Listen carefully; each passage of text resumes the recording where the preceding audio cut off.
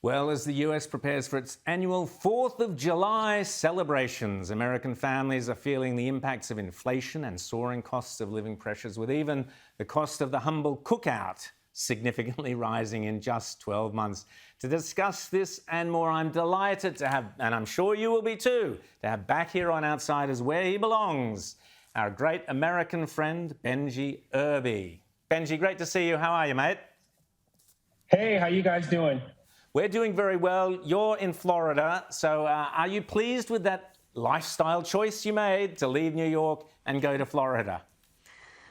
Absolutely, it's great. I've been arguing with my pro-abortion friends over the past week when they talk about how abortion is not, up to 9 months in certain states and like red states and states that are more conservative. It's like, well, it won't be available for women and blah, blah, blah. I'm like, well, if you in a state where you don't have abortion, just leave. I mean, I left New York. New York became way too, progressive for me as far as like the crime and defunding the police and the COVID stuff. So I went and I left. So, I mean, for anybody else, if you're in a state that you're not happy with and the values are aligned with yours, leave. That's what I did. And I'm not a rich man and I did it. So yeah, it's been a great argument I've been having because the whole abortion debate has been like the real big thing going on here over the past couple of weeks in America.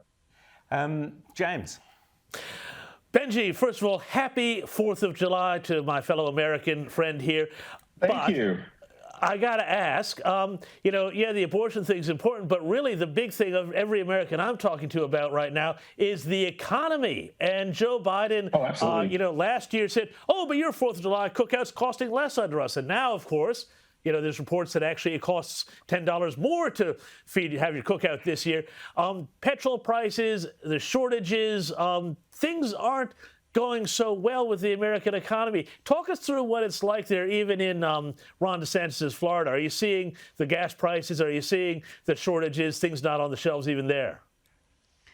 Oh, yeah, definitely. And I mean, especially when it comes down to the baby formula, that's definitely a thing. I mean, I think with the abortion debate and with all the other cultural issues that are going on, it's basically a cover for what the real issue is. And the real issue that the Biden administration is having is that, unfortunately, we have a president who's doing all that he can to stop U.S. oil production, and it's messing up everything, having ripples out to, the war in the Ukraine. I mean, if we were supplying a lot of those European countries that are buying fuel from Russia, Russia wouldn't have the money to keep this war going on. If we had our own American energy like we had with President Trump, a lot of our prices for everything, because energy controls everything. So, I mean, the price of everything will be down because the transportation price will be down. So I think that's really what everyone's talking about, all these other inflationary issues having to do with supermarkets and things like that. But it's really secondary because, honestly, it comes all the way back down to the oil. And they've already a few times have actually been caught saying that they're doing this on purpose. I mean, Joe Biden talked about a transition to, from fossil fuels. And then I think Brian Deese, his financial guy, came the other day and said this is like some new liberal world order. So it's like they're saying the quiet part out loud, but that's the real issue here. And fortunately, thank God, I think that's going to be their ultimate demise in November and in 2024 when President Trump comes back. I do believe he's coming back. Rita. Well, one thing I'm surprised with, Benji, is how little we hear about the illegal immigration crisis. I spoke about that earlier in the program.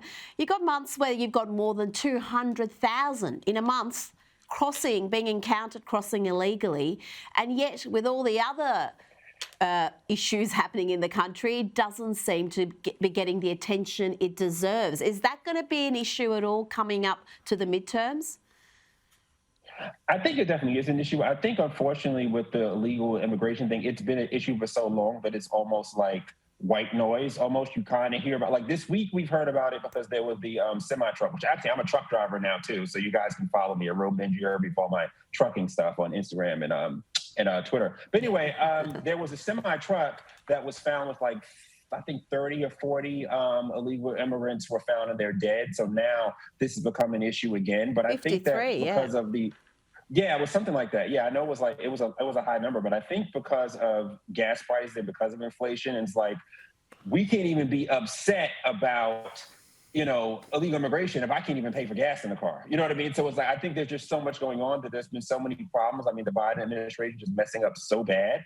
That is probably not on top of people's minds as much. But I will say this, that there was a special election for a seat that is on a Texas House of Representatives seat that's on the border that a Republican won that hasn't been won by a Republican in 150 years. And a lot of the Hispanic population, especially in South Texas on the border, they're turning red. They're turning more toward the Republican Party because a lot of them are against illegal immigration. And the Democrats have thought, oh, well, if you're Hispanic, you must be for illegal immigration. And it's not true. It's blowing up in their faces. And Hispanics are really what's going to really make this red wave a thing in November.